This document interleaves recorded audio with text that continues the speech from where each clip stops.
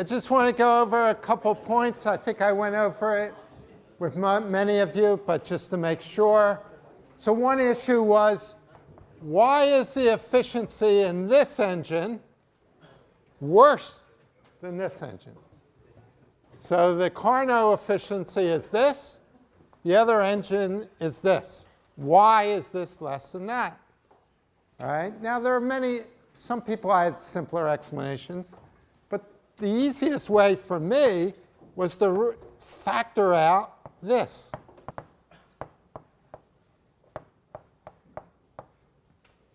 This is the original Carnot efficiency.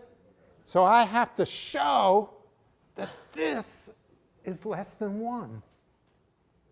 Right? If I can show this is less than 1, then the efficiency of this other engine is worse than the Carnot.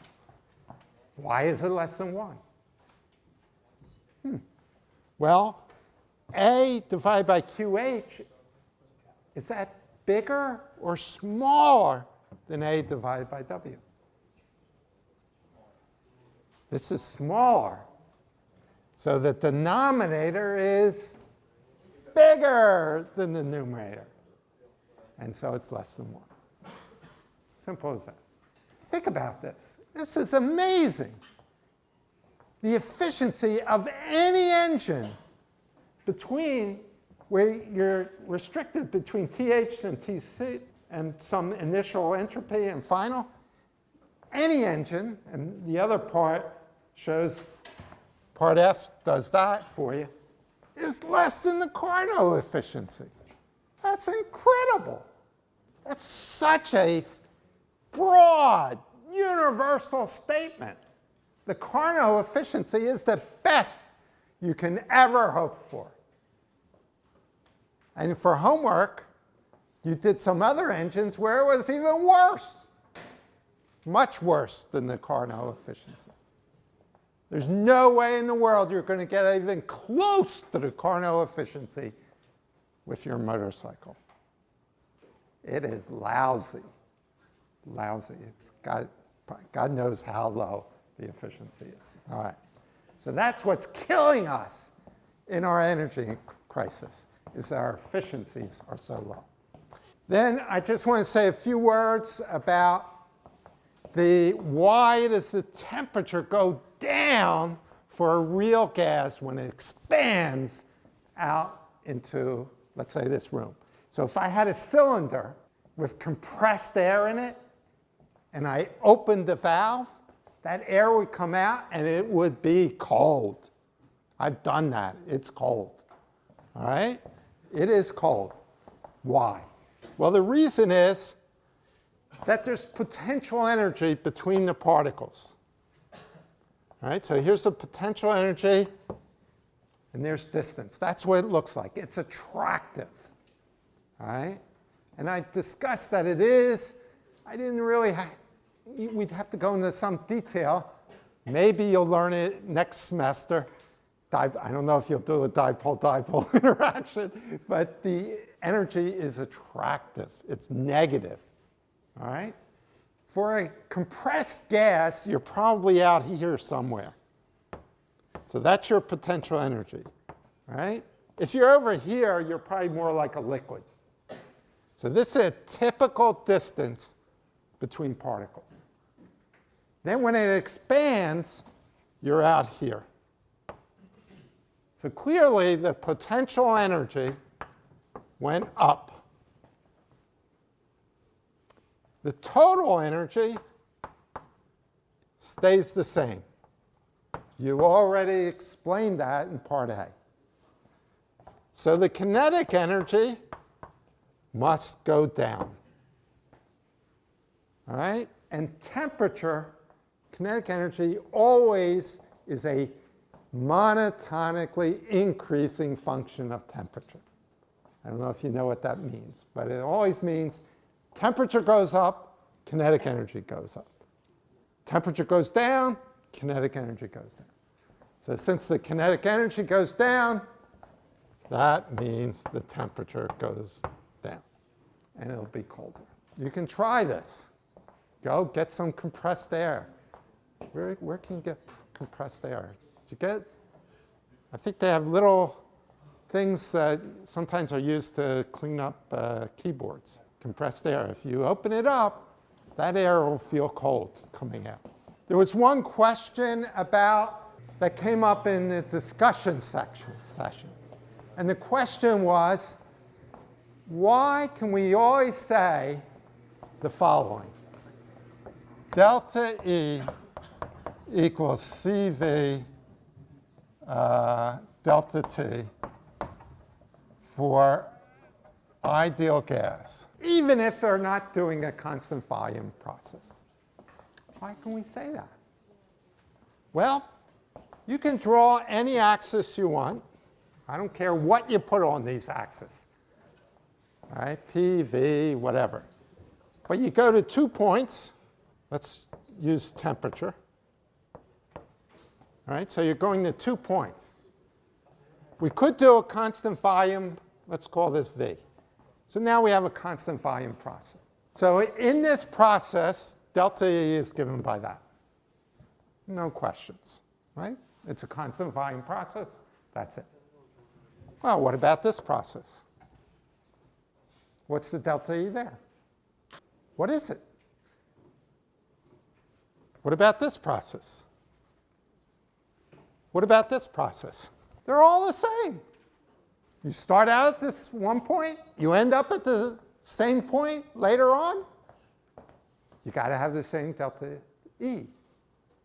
So you can always pick one path that you might know something about to actually calculate it. And since CV is very simple, because it doesn't even depend on anything, it's a constant, then all you need to know is what the change in temperature is. So that's why we use it. Okay? Okay. So I'm going to spend 10 minutes talking a little more about statistical mechanics. One of the ideas that I brought up in the last class was the concept of a microstate. All right, let me illustrate that with you. All right, so my microstate is based on the chairs in this room and who's in them. So you're sitting here, you're sitting here, you're sitting here, you're here, you're all here. That's one microstate. Now, if you got up and moved over there, that would be a different microstate. If you got up and moved up there, that would be another microstate. If you change places, then it depends. If we think you're identical, which we do in quantum mechanics, then nothing has changed. It's the same microstate. But you don't look the same, so it's a different microstate. So those are the microstates. What's the macrostate? Well, the number of particles in the room. That would correspond to n. And the number of chairs would correspond to the volume. Okay, so I could say that's the volume, that's the number of it, that's n. And then if I want to throw an energy, I say if two people are next to each other, they like each other, their energy is high, okay? Or something like that, I don't know. So I could give an energy if they're sitting next to each other. And I could define an energy, all right? And the total energy would be the energy of the microstate. All right. So statistical mechanics, as I mentioned last time, starts with this idea, K log omega. This is the number of microstates with a given E, V, N. And then I can calculate the temperature using this. All right? So I stick in this in here. This is a function of energy. And I can calculate temperature. And then I can calculate other things. That's hard to do. Why is it hard? It's hard to figure out how many microstates there are for each energy. We're not going to do that in this class. If you take a statistical mechanics class, You'll learn how to do that in some simple cases. All right. But the other key idea I want you to realize is that in this case, where we're doing this, a closed, isolated system, the probability of the ice state occurring is 1 over omega.